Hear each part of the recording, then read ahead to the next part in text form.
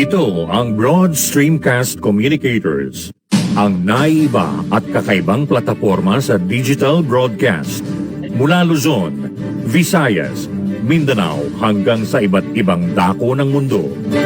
Broad Stream Cast Communicators, ang sandigan ng sambayanan mula sa walang labis at walang kulang na pagbabalita, paglilingkod, maglalahad ng mga mapagbuong komentaryo at usaping pambayan para sa kapakanan ng karamihan. Broad Stream Cast Communicators, tuwirang maglilingkod ngayon hanggang sa susunod na henerasyon.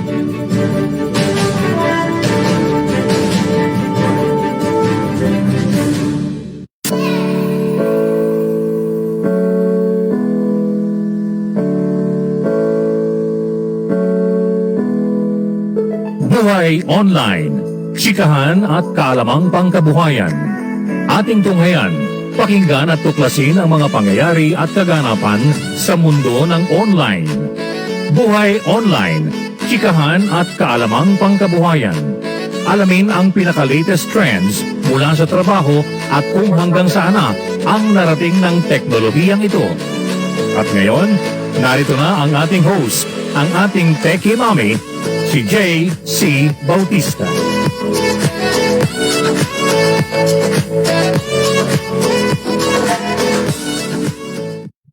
Hello, good morning. Happy Monday sa lahat. Happy Monday po. It's another week to look forward to. And I trust we all had a good weekend. Dito pa sa Pampanga, it wasn't too hot naman. It was actually 28, 29, 30 degrees ng weekend. So we've been experiencing a little bit of a cold whiff of air for some reason kasi palaging sometimes cloudy tsaka nag-uulan, but it's not been that hot naman, no? Yun po, of course, yung news po naman tungkol sa COVID, as I said nung last week po, the Metro Manila sa NCR, we are seeing a surge of the, yung pag-spread ng Omicron, yung bagong variant na Omicron. In fact po, my own family again, for the second time po, my family members, the same family members that had COVID early this year, late last year, ay nagka-COVID po sila ulit, no? Tapos pati po yung anak din po ng aking kapatid, saka yung wife niya, they tested positive. Actually, parang normal na lang nowadays na malaman na nagka-COVID yung kakilala mo o kamag-anak. But ang ano dyan is how to fortify yourself against it. Of course, most of us are fully vaccinated with booster shots and all. Pero yung kailangan pa yung mga hindi magpa-booster para merong dobleng, what we call this, protection. Like I said, siguro kung hindi kami fully vaccinated, nung nagka-COVID kami, baka na-hospital pa kami, but it didn't have to resort to that. We just quarantined at home. So, patuloy pa rin po tayo dapat na safety protocols, especially when we go to public places at makihalubilo sa mga maraming tao na hindi mo alam kung mga saan nanggaling. Kailangan pa rin talagang mag-wear ng mask. Hindi tayo dapat maging complacent. No? But anyway, so on that note, no, kasi di ba po, andito ako sa Pampanga. Pampanga's COVID-19 cases reached the 200 mark. From Mabalacat, Pampanga to news na to, 4 residents of Pampanga died over the weekend due to COVID-19 complications. Ayan po, may namatay po dito sa Pampanga, sa Mabalacat. As the active cases in the province ay dumami po ng kahapon Sunday. In the latest update, the provincial government disclosed that 4 fatalities were residents of Guagua, Lubao, Macabebe, and Minalin. The capital city of San Fernando still had the most active cases at 82. 82 po sa San Fernando. Hala, sa amin pala. Nandito po ako sa San Fernando. Dito ang pinakamaraming cases. Oh my gosh. 82 sa San Fernando, 27 sa Lubao, at sa Mabalacat 17. Kasi nga dito sa San Fernando, parang mga tao, parang wala virus kung hindi na nagmamaskara. On Sunday, Pampanga registered 26 new cases. This does not include data from San Juan, Macabebe, and San Simon, which had no updates. Since the pandemic started in 2020, the province had recorded 57,188 COVID-19 cases, of which 54,368 had recovered at 2,598 po ang namatay. The highly urbanized Angeles City had 33 active cases as of July 10. Mas marami pa rin kami dito sa San Fernando. Kasi nga dito, sa San Fernando, yung mga tao, parang kala mo walang virus. You know, ayan. So, ang Angeles, 33 lang active cases, sa amin, 82. Angeles registered 14,787 COVID-19 cases since 2020. Of these, 14,212 had recovered while 542 died. Pampanga and the rest of Central Luzon under Alert Level 1 hanggang July 15. Pero pag tumaas na naman po yan, tataas na naman alert level. Kaya dapat yung mga tao, please lang. Hindi, hihigpatan na naman. So, yeah. Yun po. So, ano rin tayo, patuloy po natin, to practice po na if we go to public places, please wear a mask when you go out. Saka social distancing pa rin, wag maging pabaya because andiyan pa rin yung virus. At saka kahit na nabakunahan ka na, pwede ka pa rin magka-virus kagaya ng what happened to us. Okay? So, all right. So that is my take on that. Kung ano pa po ang news dito po sa Philippines with regards to technology. And, well, I think it's a rainy season pa rin, no? That's why it's going to be a rainy week ahead for Luzon and Visayas. Because we're experiencing padagsa-dagsang ulan. Actually, biglang malakas na babagsak tapos hihinto, right? 2 low pressure areas and an enhanced southwest monsoon will bring more rainfall to most parts of the country, at least in the next 3 days, no? So mga susunod na araw. The Philippine Atmospheric, Geophysical and Astronomical Services Administration, or ang PAG-ASA, sabi po nila, a weather disturbance was sighted some 685 kilometers east of Virac, Catanduanes. Though it is inside the Philippine area of responsibility, it has a low chance of developing into a storm or typhoon, but is nevertheless being closely monitored. So, monitor po yan bago at baka siya maging bagyo. Some 850 kilometers west of Central Visayas outside Philippine jurisdiction is another weather system which has a high chance of developing into a tropical depression. Ayun po. Though it will have no direct effect dito sa ating bansa, it is expected to continue moving away from the Philippines, okay? Because of these weather systems and disturbances, PAG-ASA said Metro Manila is forecast to have more chances of rainfall by Tuesday and Wednesday po, mag-uulan-ulan pa. Pero mabuti naman po yan dahil parang hindi masyadong mainit, no? Tapos po, the Bicol region and the Visayas are also expected to have more rains in the next 3 days because of both the low pressure area and the enhanced southwest monsoon. Okay, PAG-ASA said Mindanao is forecast to have better weather conditions, but still po, chances of rain pa rin. Okay, sa Mindanao. Okay, so yan po ang ating aasahan na weather this what do you call this week. Okay. On another note naman, on the regarding, di ba po, there's a move to have face-to-face classes na po pagpatuloy, no? Well, with regards to transportation naman po, tungkol sa pag-aaral, public transportation in metropolitan areas across the country is not yet prepared for the full resumption of face-to-face classes. Yun na nga, di ba? Nang last week, binalita ko na mga 38,000 schools na po ang ready for face-to-face classes. A big majority of that, of course, is public schools. Hindi pa lahat ng private schools at public schools rin. Hindi pa 100%. Ang tinitignan po natin, expect, pina-forecast po at hino-hope ng ating Vice President Sara Duterte is by November, 100% resumption of face-to-face. Pero ito nga binabalita ko today is that public transportation all across the country is not yet prepared for the full resumption of face-to-face classes. Transport Advocacy Network, the Passenger Forum, said, o yung TPF, over the weekend. Kasi sinubukan naman.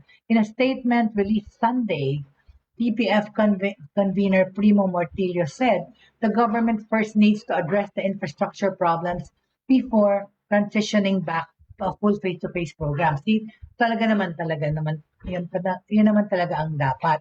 Bago mag-resume ng classes, ayusin lahat ng transportation kasi nga paano papasok, paano mag-ano dun sa, di ba, sa, what they call this, sa mga pumapasok din sa trabaho. While we understand that many sectors are already calling for a return to face-to-face classes, we are just saying that the government should be wary of the additional demand to our already heavily burdened public transport system. Totoo naman talaga. Yun nang hindi pa nga nagre-resume ang pag-aaral, nung nag-resume yung mga trabaho, problema na yung transportation di ba? Lalo pa kung dumagdag yung mga mag-aaral, right? The ones that are going to go to school. This problem needs to be addressed for us to successfully phase back into normal classroom-based education. Totoo naman. The Department of Transportation, or DOTR, yet to comment on this matter. Pero totoo naman talaga, that's really an issue that needs to be addressed bago magbuksan yung mga eskwela, paano papasok, right? However, National Parent-Teacher Association of the Philippines, or PTA, said it still supported the resumption of face-to-face classes. Oo nga naman, pero yun yung inisip, paano papasok yung mga lahat na sasakyan. Citing results of an online survey the group conducted, PTA President Willie Rodriguez pointed out that 100% of the respondents wanted a resumption of the in-person classes both in private and public schools. Likewise, the Coordinating Council of Private Educational Associations of the Philippines, or yung COCOPIA, appealed to the government to expedite the go signal for the resumption of physical classes in private schools. President Ferdinand Bongbong Marcos Jr. said last week that the Department of Education, headed by Vice President Sara Duterte, is looking to start face-to-face classes in some schools by September, tsaka fully transition by November. Hi there, Alicia. Welcome to Buhay Online. Hello, Ali. Where are you from? Saan po kayo nanggagaling? Miss or Mr. Ali? I don't see. Kasi yung Ali na name parang generic, no? So hindi ko masabing Miss or Mr. But anyway, Ali, Sia, welcome to the show. Thank you so much. So, ayun po, the economic cluster has long been pushing for face-to-face classes, no, to resume, with the studies by the National Economic and Development Authority showing that this would add 12 billion per week to the economy. Former Socioeconomic Planning Secretary Carl Kendrick Chua also noted that the economy lost 22 trillion during the 2 years the country stopped face-to-face learning due to the COVID-19 pandemic.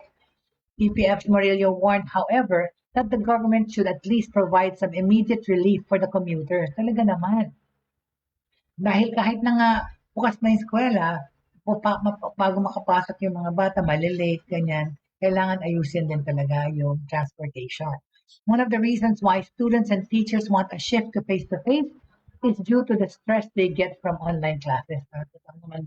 Both parents and teachers. Mas lalo sa parents at sa mga nasa bahay na nag-aaral, ang nasa-stress naman talaga yung mommy or yung magulang na tumutulong or nagmo-monitor sa mga anak nila. At saka even the students themselves, na-stress sila nag-aaral sa bahay. Walang campus situation, walang interaction sa mga teacher tsaka sa klase.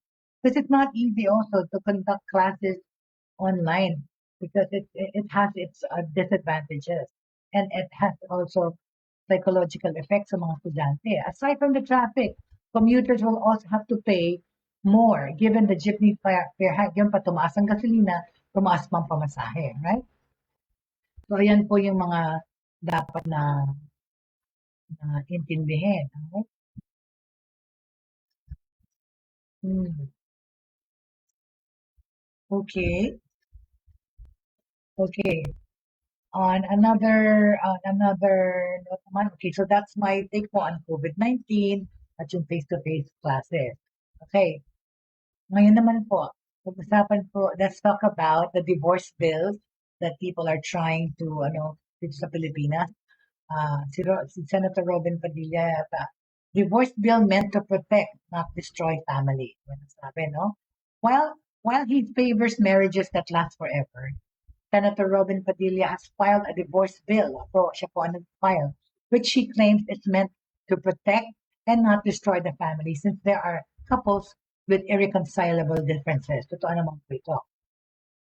Kasi dito po sa atin, merong annulment which takes a long time. At the same time, it takes a lot of money to have done. No? My bill is, sabi ni Senator Robin Padilla, my bill is never meant to destroy marriages. He would never object to marriages that last forever. In fact, my bill aims to protect the marriage, including the woman, the man, and their children. Ito po sinabi ni Senator Padilla in Tagalog dun sa Facebook Live niyang interview with his legal staff kahapon, yesterday. There are those who claim this bill seeks to destroy marriage. That is not true. This bill aims to protect the parties in the marriage that is sadly doomed, he added. In his context, the neophyte senator said that the family, but protecting it if the marriage is doomed by irreconcilable differences. He noted that the Philippines is the only state in the world, aside from Vatican City, that does not recognize divorce.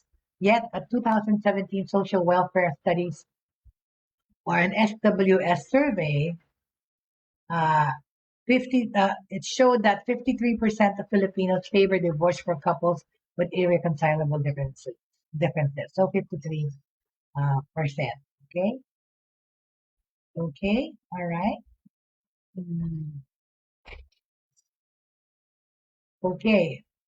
All right. Segue naman po tayo dun sa balita. Diba po?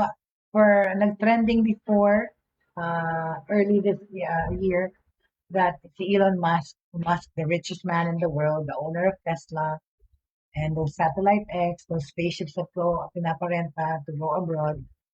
Well, it's official. Okay, di ba? Binibili niya yung Twitter.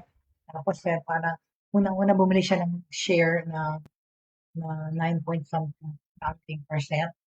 But then they invited him to be a board member para wag niyang mabili, monopolize yung pagbili ng maraming shares. Pero then later on, lumabas na yung totoo niyang intention. He wanted to buy Twitter. He offered, was it $23 billion to buy it. Pero hindi pa rin nag-concede yung mga taga-Twitter. So ang final take dyan, okay,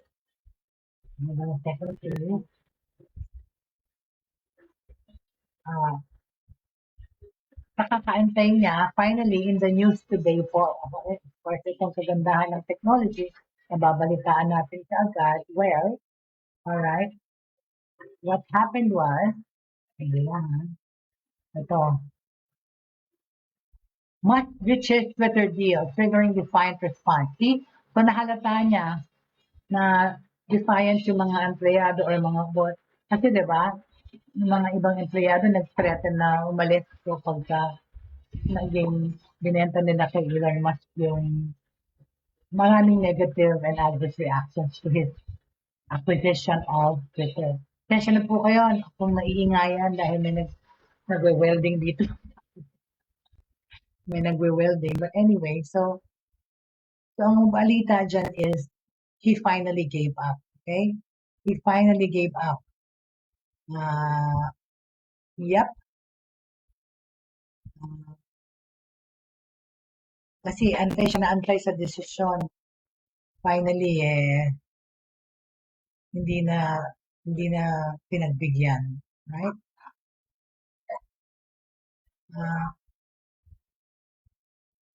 Because he's been waiting and he gave his bid. But from San Francisco News today, okay, Elon Musk on Friday, pulled the plug on his 23 billion. He pulled the plug on his 44 billion deal to buy Twitter. Yan, binawi na niya. Accusing the social media giant of misleading statements about the number of fake accounts, a regulatory filing showed. Musk's effort to terminate the deal that he inked in April set the stage for an epic court battle over a $1 billion breakup fee and more. Okay? Mr. Musk hereby exercises the right to terminate the merger agreement and abandon the transaction, his lawyer said in a letter to Twitter, a copy of which was filed with the Securities and Exchange Commission. Musk's change of heart appeared to suggest some buyer's remorse for offering a price of $54.20 per share that now appears laughable. The FRA Research Senior Equity Analyst Angelo Zino said in a note to investors before the deal was officially nixed. Twitter has held firm that no more than 5% of accounts are run by software instead of people, while Musk has said he believes the number to be much higher. Okay? Immediately after the news broke, Twitter board chair Brett Taylor vowed to sue Musk to hold him to the terms of the buyout deal, saying, "We are confident we will prevail." The clock was ticking for Musk to make a decision, with Twitter's board recommending shareholders approve the buyout at a special vote expected to be held in August. Musk, the world's richest man, used a chunk of his fortune in Tesla shares to back loans to buy Twitter. But the tumult and market factors have pushed down the electric car maker's stock price. The Twitter deal has clearly caused chaos at Twitter and has resulted in an overhang on Tesla's stock since April, given the Musk financing angle, coupled by a brutal market backdrop for risk. Wedbush analyst Dan Ives said in a note to investors, "The soap opera has seen many twists and turns. This was always a head-scratcher to go after Twitter at the $44 billion price tag for Musk and never made much sense to Wall Street. Now it ends in Twilight Zone." Ayan. Right. Okay. Concerns about Tesla included worries that its chief executive was being distracted by the Twitter saga, and that the tech platform would certainly demand his attention if he owned it. I am sure Musk thought that could come out of the gate strong, generate a wave of buzz, and then ride it to get investors who want a piece of something that looks like it's going to be big. His erratic behavior obviously affected the price of Tesla shares, which undermined the financing everything was set on. Musk, 51 years old, proclaimed in May that he would legally or largely let anyone say anything allowed by law on Twitter, becoming a hero to ultra-conservatives offended by attempts to curb bullying, lies, and other abuses on the platform. Hindi naman maganda yan. Parang sa kanya, pag sa kanya na yung Twitter, pwede nang mag-post ng kahit na ano, offensive or not, destructive or not. Hindi talaga maganda, parang sila hindi ka. His comments came during an annual event at which Twitter and other social media companies typically lock in bulk ad contracts worth hundreds and millions of dollars. Kasi nga po, di ba? Yan ang issue sa Facebook na ng whistleblower na si Francis Cogan, di ba? Sinabi niya, ang Facebook lang, concerned lang sa profit, hindi sa welfare ng mga subscribers or kanyang users. Parang, tapos ganyan ang gagawin ni Twitter para sa pera. Hindi daw po, kahit ano pwedeng sabihin. Well, okay, but a Twitter free for all would scrap precautions that brands want in place to make sure their ads aren't associated with abusive posts. Yun na nga. Pag wala kang filtering, wala kang censoring, hindi ka rin makakuha ng mga ibang advertisers na ayaw nila negative na post. Musk couldn't control himself long enough. He opened his mouth and pushed the first domino that has cascaded into blowing up the deal. Musk also faces a lawsuit accusing him of pushing down Twitter's stock price in order to give himself an escape hatch from his buyout bid. Okay, Twitter shares jumped to 51.70 in April when Musk's deal was announced, only to plunge 35.76. Oh my God! A month later, as his commitment came into doubt. Twitter was priced at just below 37 a share in aftermarket trades on Friday. But Osuna believes Twitter shareholders should be furious with the company board as well as Musk. They got into bed with a madman and significantly harmed shareholder value as a result. I think so too. Ako parang may something in my mind. Itong si Elon Musk, hindi na hindi na siya matino, baliw-baliw, right? Because, grabe eh. Yung mga gusto mo gawin, di ba? Nagpapadiscover siya ng fountain of youth. Yung parang hindi na, parang mabuhay pa ng mas matagalang tao, like 100 years or so. It's actually scary what he's trying to do. It's like scary and ludicrous, di ba? Parang, ano yan? Parang mga rants and ravings of a madman na sobrang daming pera, richest man in the world, para namang baliw. Ah, okay. In connection naman to business, no? Tsaka yung, di ba yung isabong na bago mag-step down si Pangulong Duterte, pinasara niya yung mga isabong. Here naman in Macau, Macau shuts down casinos in race to curb COVID-19 spread. Ito naman. Okay, Macau shut all its casinos for the first time in more than 2 years on Monday. Di ba? Dahil pandemic, may casino pa rin. As authorities struggle to contain the worst coronavirus outbreak yet in the world's biggest gambling hub. Okay, the city's 30 plus casinos, along with other non-essential businesses, will shut for 1 week, and people were ordered to stay at home. Police will monitor flows of people outside, and stringent punishments will be imposed for those who disobey the government. Okay, so hospitals, pharmacies, mga supermarkets, and fresh food markets are some of the essential services that can remain open sa Hong Kong. Sa Macau, sorry. Ayun. Oh, tama. Yung news ng galing sa it's about Macau. Okay? Macau has recorded around 1,500 COVID-19 infections since mid-June. Around 19,000 people are in mandatory quarantine, according to government figures. More than 30 zones in the city that have been deemed high risk are now under lockdown, meaning no one is allowed to enter or exit for at least 5 days. While the government said it was not imposing a citywide lockdown, the stringent measures mean Macau is effectively closed. So, walang casino, walang pumunta from Hong Kong, sarado muna ang casino. Macau adheres to China's zero COVID policy that aims to stamp out all outbreaks, running counter to a global trend of trying to coexist with the virus. Casinos were last shut in Macau in February 2020 for 15 days lang. The government had previously been hesitant to close casinos due to its mandate to protect jobs. The industry employs most of the population directly and indirectly and accounts for more than 80% of the government revenues. Kaya naman pala hindi pinasara. Diyos ko, 80% ng government revenues from the casino. Paano naman hindi isasara yun, right? Ano ka? Casinos owned by Sands, China. So, hold on, please. Sorry. Yung ginagawa. Okay? I'm using the wrong. Sorry. Casinos owned by Sands, China, Win Macau,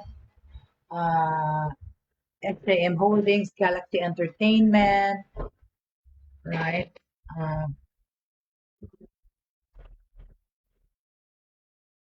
Melco Resorts, MGM Resorts have been effectively shut for the past few weeks. Okay?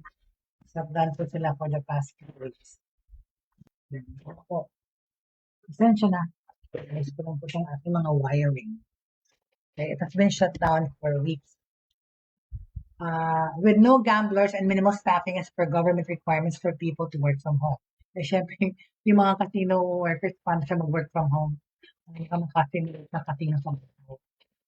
But anyway, so, tanggalin ko na muna itong si Elon Musk. Okay, yesterday's news. Para, alright. Okay. So analysts said it was likely that the suspension to Macau could be extended by another few weeks, with a recovery in gaming revenue and likely until the end of the third or fourth quarter. Even if the outbreak in Macau gets under control, it will likely be another few weeks before Macau Zhuhai can remove quarantine requirements. Okay? So yun po, sarado po ang Macau.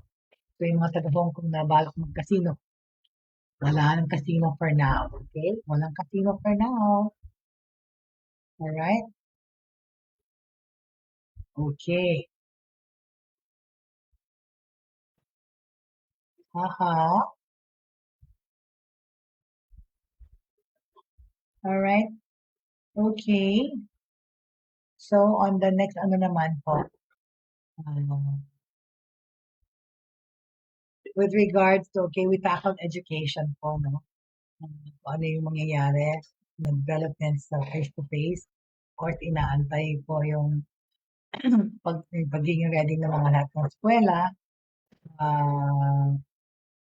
But at the same time, magre-resume pa rin kung sino yung mga ready na schools, pero dadagdagan through the months go along, pinaprepare po yung mga ibang eskwelahan. Okay?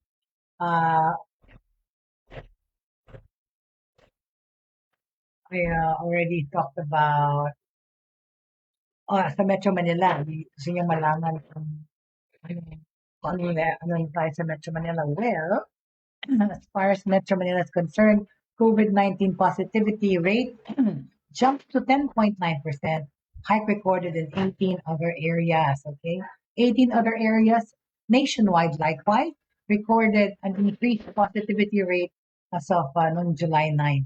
Or Octa fellow Guido David said that Metro Manila's positivity rate rose to 10.9% on July 9 from July 2. Other areas have likewise reported an increase in positivity rate, with the following areas recording over 10% positivity rate. At ito ang mga areas po na ito ay Aklan, 26.9% from 21, Antique, 17.8% from 17.1, Batangas, 11.3 from 7.3, Capiz, 18.8 from 6.2, Cavite, laging Cavite nasa top, no? 14.9 from 11.7, Iloilo, 11 from 7.2, kaya yung mga nagbabalak magbiyahe sa mga probinsya, ito po, pakinggan nyo, Isabela, 10.3 from 3.4, Laguna, 18.2 from 10.3, Nueva Ecija, 14% from 3.5. Oh my God, ang laki ng talo ng Nueva Ecija, oh. Nung nangyari dyan, nag-party-party. Pampanga, well, ito medyo malaki din kami, 16.5 from 9.1. More than 7% ang tinaas ng Pampanga. Rizal, 16.6 from 11.3. At Tarlac, 16.7 from 6.4. Yung Laguna yan, malalaki lagi. Laguna, Cavite, Metro Manila. Right? So yan po ang balita dyan. Okay? Positivity rate is the percentage of people who are found positive for COVID-19 among the total number of individuals tested or against it. Okay? All right. All right. So, on another note, ano pong latest breakthroughs na pwede nating pag-usapan? Well, starting for this week, I'm going to have a segment for, I think it's going to be on a Thursday where we're going to feature online businesses and resellers and also feature people from that industry. So, negosyo at saka sa trabaho for them to talk about how resilient they've been in this pandemic. Okay. Okay. So, we're talking about trabaho and economy, okay, which is we're here in the Philippines talking to you based on what we read about and heard about.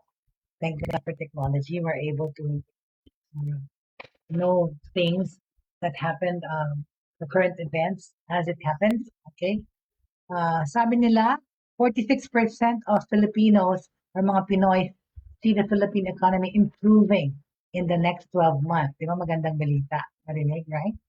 A social weather stations or SWS survey has found that 46% of Filipinos are optimistic that the Philippine economy will improve in the next 12 months.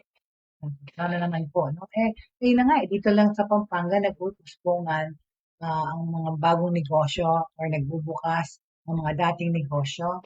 nakikita na namin dito. Talaga dito sa Pampanga kasi po, very ano rin po naman sila, very modern. At it is a province, but it's really, really highly progressive and actually developing. Pero yun na nga, tumaas din yung ano namin, infection. Pero kasi, um, dito kasi nga, parang almost talagang normal na yung pamumuhay. But when I go out, I still wear a mask. When I go to public places, because talaga naman, you can never be careful enough. Okay? In the first quarter of 2022, social weather report conducted from April 19 to 27 with 1,440 respondents, 28% said Philippine economy will stay at the same, while 6% said it will worsen. SWS used the term optimists for those who believe that the Philippine economy will improve, pessimists for those who think it will worsen, and no change for those who said it will stay the same. The resulting net economic optimism score, or the percentage, of economic optimist minus percentage of economic pessimist, is plus 40, classified by SWS as excellent. It said in a statement on Sunday, July 10th. So 40+% said, okay daw. Okay. The latest net economic optimism score is 4 points below the excellent plus 44 in December 2021. It used to be mediocre -9 in July 2020 sa katagsagan ng pandemic. Tapos naging -5 ng September ng pandemic 2020 and a high plus 24 noong November 2020. Kaya nga medyo, di ba, bleak yung Pasko natin noong 2020. Kami lalo na because of all the deaths in my family.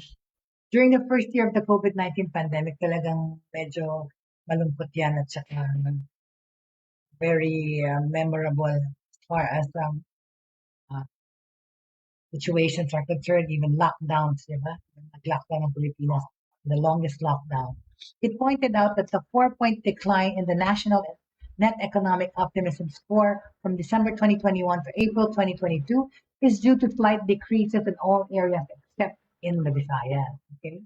As of April 2022, SWS said that net economic optimism is highest in balanced Luzon or Luzon outside Metro Manila, with plus 46 followed by Metro Manila plus 43, Mindanao plus 43, and the Visayas plus 18. Okay? All right.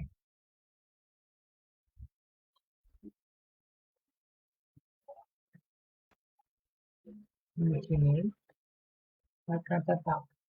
Hold on a second, please. My thing is dragging.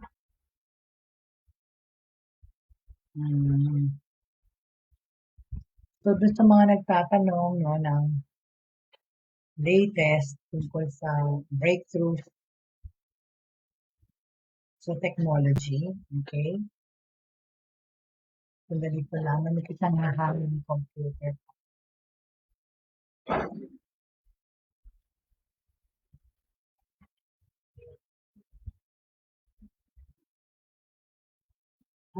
Well, doon po sa mga, meron po akong question dito na sa text saying, ano daw po ba ang fastest internet provider sa Pilipinas? Well, siguro in a few days to come, we will feature different providers and to talk about their kasi baka ma-accuse tayo ng sponsorship kung mayroon akong banggitin. No? Pero mas mabuti pa kasi, we'll hear it from the expert's mouth and then it's for us to judge kung ano man. All right? But I will leave that answer for another time kung ano ang pinakamabilis. But I can just speak for what I use, okay? Kasi sa ibang tao, like dito pa sa Pampanga, ang Globe, kung mahina ang signal. Dito sa loob ng bahay, wala akong Globe signal, pero Smart meron. Ang gamit ko po ay PLDT fiber, and it's been working well for me for the past 2 years that I moved to Pampanga compared to when I was in Manila. PLDT fiber pa rin ako, pero lagi pong bogging down, laging namamatay, laging naglalag. Pero dito po, so far so good. As in my 2 years that I've been living here, I can only say thank you sa PLDT dahil na-boost na po, napabilis pa nila yung aking internet. At the same time, naka-upgrade ako, over 150 Mbps po yung speed. And what do you call this? Na ano naman po, yung, di ba kasi laging pag-strike tapos sabihin naman 100 Mbps yung speed mo, gumagana lang siguro more than mga 60%, no? Pero ito, I can honestly say, palaging 110, 120 Mbps po for 150 na sabing bilis. So, almost 100%. So, okay. So, yan po. I can only speak for the internet provider that I use. Pero dito mo, halo-halo din po yung kapitbahay ko, naka-converge yung isa kong kapitbahay Globe. Pero most of the people here naka-PLDT. Wala namang problema. Ayoko na magsalita tungkol sa iba kasi I don't have experience with either the other two. Okay? Okay. On another note naman po, sa lifestyle naman po tayo. We talk about lifestyle and technology. Experts warn Filipinos versus a silent epidemic. Okay? Kita pa lang po ano itong pinagsasabi ko. Alright? What am I talking about? Well, hold on a second. What am I talking about here?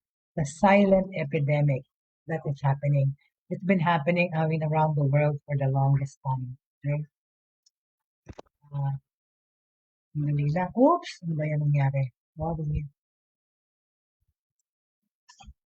I will just put it up. Very, very, fresh from the tills. Itong kaalaman na to. Okay? That's just, wait a minute. Sorry. Ulitin ko lang. Ay, sorry. Sorry, bear with me. Sorry.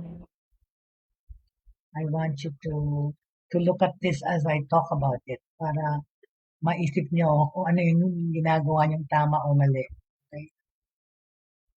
Silent epidemic ang title ko dito.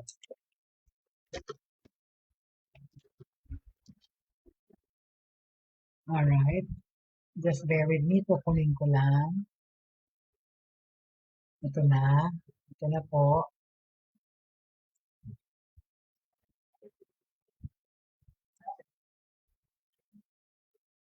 Here you okay? Oops. Hindi na lang.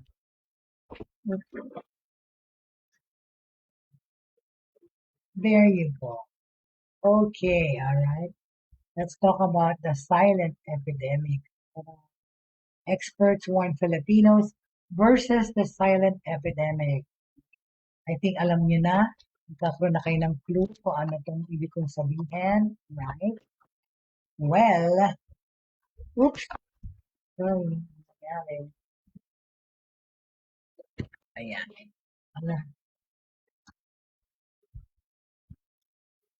Okay, if you're obese or overweight, you may be one of the 18 million Filipinos who might be at risk of falling victim to a silent epidemic. Okay. Ano yan? Anong ibig sabihin, right? Let's find out.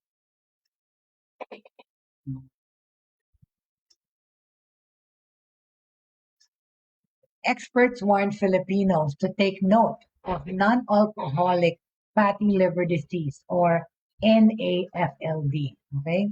Non-alcoholic fatty liver disease. On International NASH Day last June 9, NASH or non-alcoholic steatohepatitis, the advanced form of non-alcoholic fatty liver. Oh my God. Both conditions are characterized by too much fat stored in the liver cells. Small amounts of fat in the liver is normal, but it becomes a problem if more than 5 to 10% of the liver's weight is fat. Yun nga yung mga fatty liver, no? The liver is a vital organ. According to Johns Hopkins Medicine, it has more than 500 vital functions. Pag liver mo ang inatake, wala, tapos ka talaga. These include anong mga functions? The main function, okay? Production of bile, which helps carry away waste and break down fats in the small intestine during digestion. Production of certain, sige, pakita ko na nga para umakala natin, no? Ma-imbibe natin tong, para mabasa nyo rin at ma-take note. Itong important, the vital functions of the liver. Okay? Para maintindihan nyo kung anong mangyayari pag nawalan kayo ng liver function. Okay? Yan po mga umiinom. Yan. Sakit sa atay.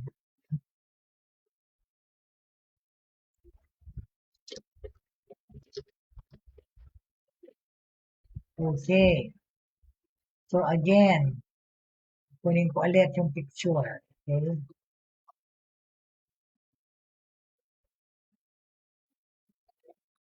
Okay. All right.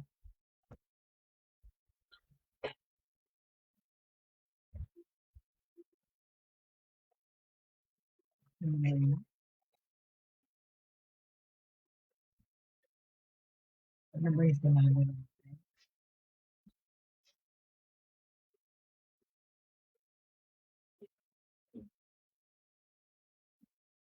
There you go. I found it.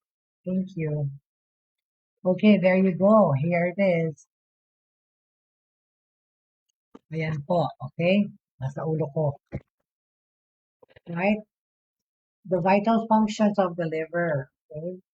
The production of bile, as I said, which helps carry and waste and break down fat in the small intestine.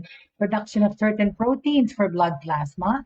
Production of cholesterol and special proteins to help carry fats through the body. At saka conversion of excess glucose into glycogen for storage. Glycogen can later be converted back to glucose for energy and to balance and make glucose as needed. Yan po ang function ng liver. Very, very vital, di ba po, sa ating buhay. So fatty liver disease is a little known, potentially fatal condition affecting many people. Ito po ang sabi ni Dr. Alan Policarpio, President of the Philippine Society of Gastroenterology. Okay? Dr. Policarpio and other health experts spoke at the online press conference titled Fatty Liver Facts, What You Need to Know About the Silent Epidemic, organized by the Hepatology Society of the Philippines. It is called silent or hidden pandemic because, ito na, umuwi ng aming honor. Nakangiti pa. Dr. Policarpio and, sorry, nag-stuck na ako dala. Ang aming anak dito sa bahay ay si John, ba to? John Hendricks Lakap po, ang anak ng aking fiancé po ay may honor na naman. Tensya na sa kitauwi lang. Pinili niya ang kanyang premyo. Ay, bagong laptop. Okay. Wow, sasayaw-sayaw pa. Oh my gosh. Okay. So going back to my topic, sorry, pasensya, tungkol sa fatty liver, okay? Dr. Policarpio and other health experts spoke at the online press conference titled Fatty Liver Facts, What You Need to Know About This Silent Epidemic na fatty liver. People are overweight, diabetic, or hypertensive are prone to developing fatty liver. Tsaka po yung mga nagiinom, yan, magkakaroon ng fatty liver. It is called a hidden pandemic because of the nature of the disease at the early stages. Anak, si JC po, babies, okay? Dr. Diana Alcantara Payawal, president of the Philippine College of Physicians, said the Philippines has over 18 million obese and overweight people. She said all are susceptible to the disease and some of them may already have fatty liver disease but are unaware of it. Okay? Sabi rin ni Dr. Tripon that fatty liver is the fastest rising cause of liver cancer. Ayan po ang fatty liver ang cause ng liver cancer tsaka cirrhosis worldwide. The non-governmental non-profit organization called Global Liver Institute said that NASH affects more than 115 million people worldwide. An estimated 357 million people will be affected by 2030. The first International NASH Day was launched on June 12, 2018. It is held annually during the second Thursday of June. Okay? When pursuing the things that bring us joy or happiness, okay, we often go with our gut. Over the past 20 years, prevailing research has revealed that there is a connection between gut health and other aspects of our body, such as yung immunity, mental health, tsaka overall well-being. While the brain sends us messages or talks to various parts of the body, studies show that yung gut natin ay baka sumasagot, di ba? The complex network of microorganisms in our gut, or the gut microbiome needs to be in a state of balance in order to be healthy and happy. Okay? When this balance is affected, okay, ayan yung kinakoin the word, our gut feeling. Gut is ating bituka, liver. Our gut acts as a second brain and communicates this to the rest of our body. Hindi bituka, liver pala po. By influencing our mood and emotions and affecting the way our brain manages information from our various senses. O i-review lang po natin, no? Ano ang main functions ng liver? It produces bile, which helps carry away waste and break down fats in the small intestine during digestion po. Production of certain proteins for blood plasma. Production of cholesterol and special proteins to help carry fats through the body. Siya po nagre-regulate distribute ng fats, good fat, no?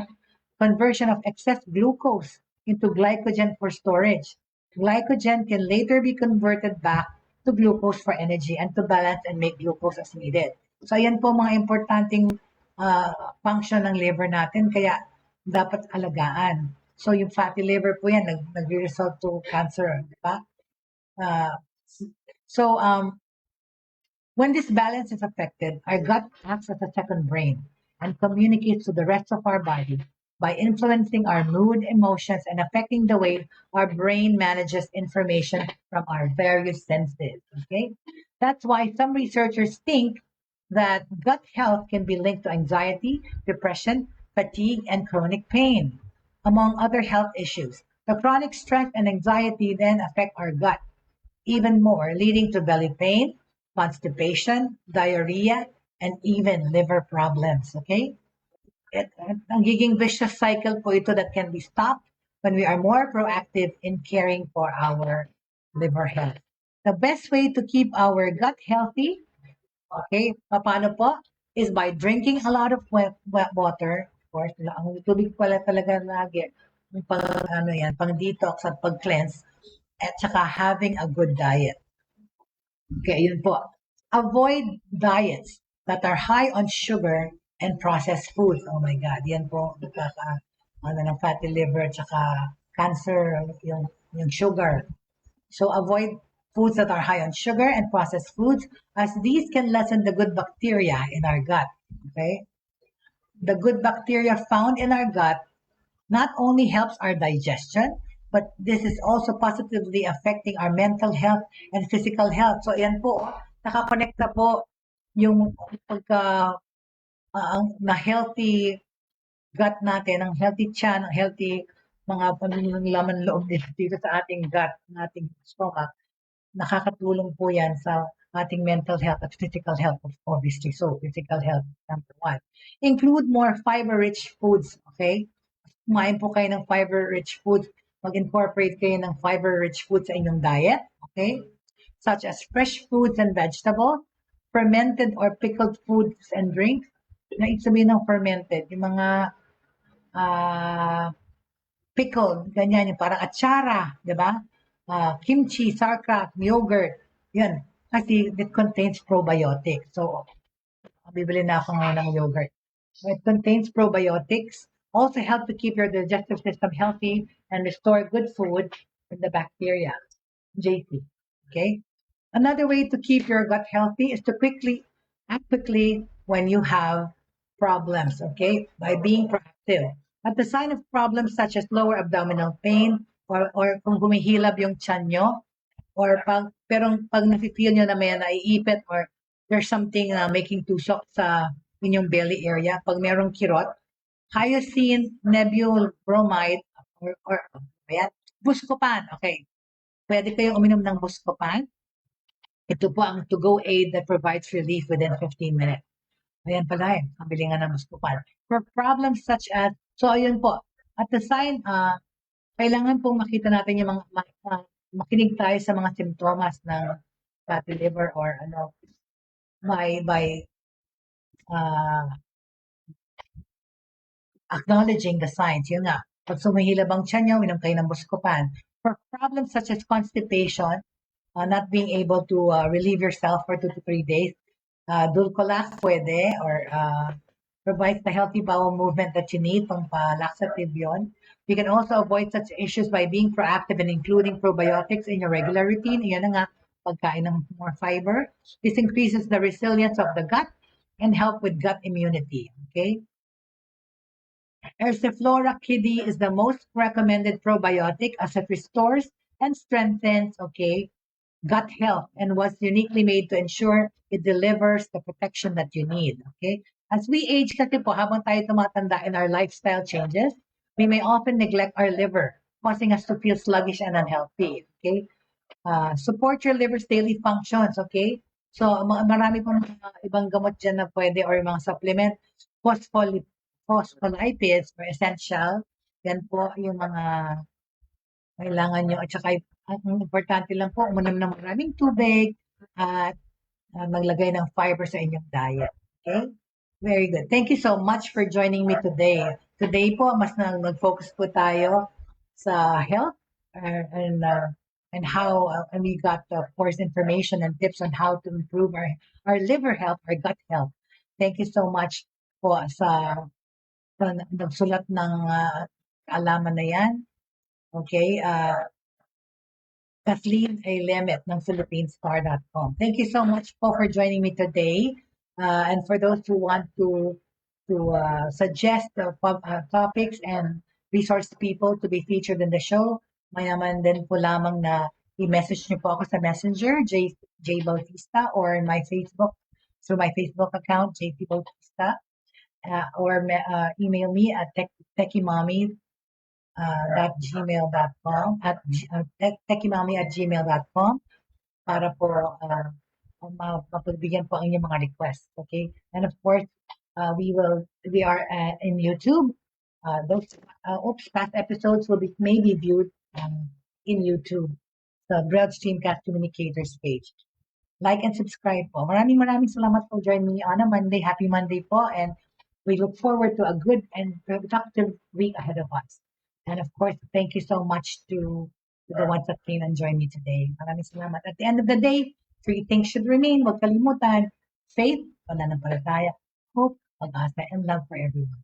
Maraming salamat po. Happy Monday, and enjoy your lunch po. Kami po ay mag-celebrate ng honors ni John Henry Clackup. Kami po ay kakain sa labas. Goodbye!